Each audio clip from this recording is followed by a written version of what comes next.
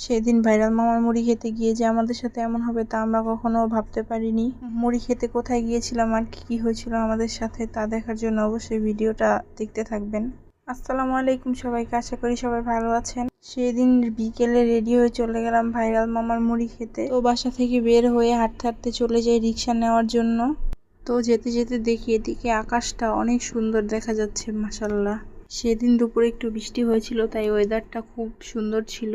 বের হয়েছিলাম বিকাল 5টায় আর ওখানে গিয়ে পৌঁছাই রাত 8টায়। অনেক জ্যাম ছিল সেদিন।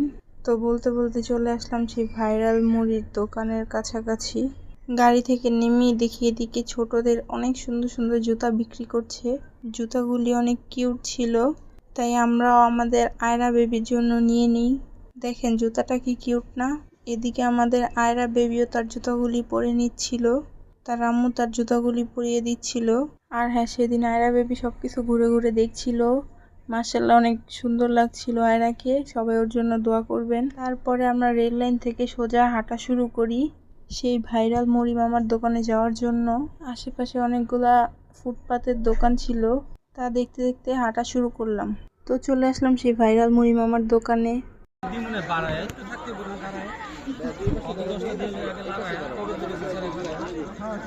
এই মুড়িটা কার কাছে কেমন লাগে জানি না, অবশ্য আমার কাছে অনেক ভালো লেগেছিল।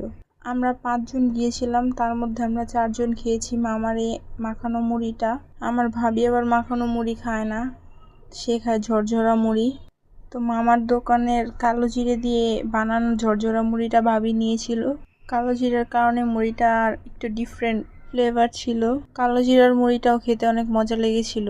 তো এইদিকে দেখেন মামার বোম্বাই মরিচ কাটার স্টাইলটা জোস ছিল। আমি বলেছিলাম আমাদের একটু লেবু বেশি করে দিবেন, তাই আবার লেবু কেটে দিচ্ছিল আমাদের মুড়িতে। তো বানানো শেষে মুড়িটা দিল। কেউ আবার নজর দিয়েন না কিন্তু। এই যে এখানে আমি খাচ্ছিলাম আর ভাবি ভিডিও করে দিচ্ছিল। এখন আমরা আমাদের দুজনের মুড়ি দেখাচ্ছিলাম। এটা আমার মুড়ি, এটা ভাবির কালো জিরার মুড়ি। দেখেন তো কোনটা ভালো হয়েছে দেখতে। এদিকে আবার দেখলাম হুট করে ট্রেন চলে এসেছে। ট্রেন দেখে আমাদের আয়রা বেবি তো ভয়ে শেষ। এদিকে দেখলাম আবার কি সুন্দর সুন্দর কালারিং পাখা বিক্রি করছিল, মাত্র 20 টাকা করে। তাই আমিও 2টা কিনে নিলাম। দেখতে খুব সুন্দর লাগছিল, তাই নিয়ে নিলাম। তো তারপর গাড়িতে উঠে সে আজব কাহিনীটা হয় আমাদের সাথে। হঠাৎ চোখ যায় আয়রার পায়ের মধ্যে, তাকিয়ে দেখি একটা জুতা নেই। এই সিনটা দেখে এত হাসি আসছিল, আমি ভয়েস দিতে যেও হেসে দিচ্ছি। তো এটাই ছিল আমাদের সেই আজব কাহিনী। এই মুড়ি মামার দোকানটা কই আপনাদের সাথে তো শেয়ার করাই হলো না। মামার দোকানটা হলো জুরাইন ঘেস।